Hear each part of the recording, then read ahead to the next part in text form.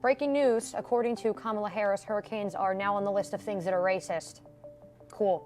It is our lowest income communities and our communities of color that are most impacted by these extreme conditions and impacted by issues that are not of their own making. And so absolutely. If Democrats didn't run on identity politics, I'm not quite sure they'd have a leg to stand on at this point. She said that hurricane and disaster relief should first be given to people of color, minorities, and women.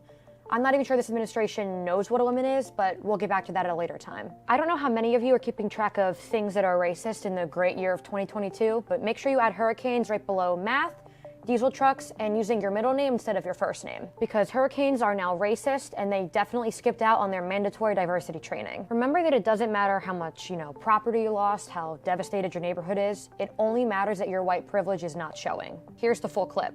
I know we are all thinking about the families in Florida, in Puerto Rico, with Fiona, and what we need to do to help them in terms of an immediate response and aid, but also what we need to do to help restore communities and build communities back up in a way that they can be resilient, not to mention adapt to these extreme weather conditions, which are part of the future.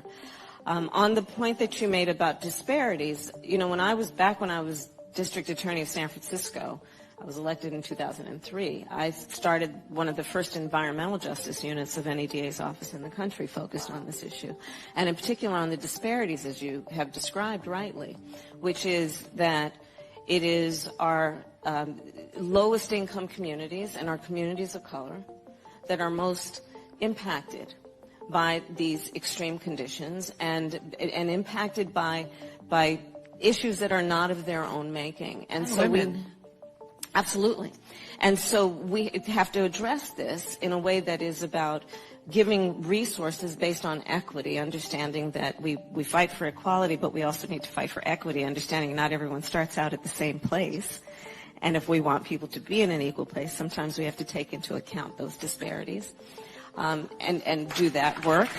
And of course, when Kamala was asked about this comment, she looked at the reporter, completely ignored him, and kept walking. Vice President, can you clarify what you meant about equity for hurricane relief?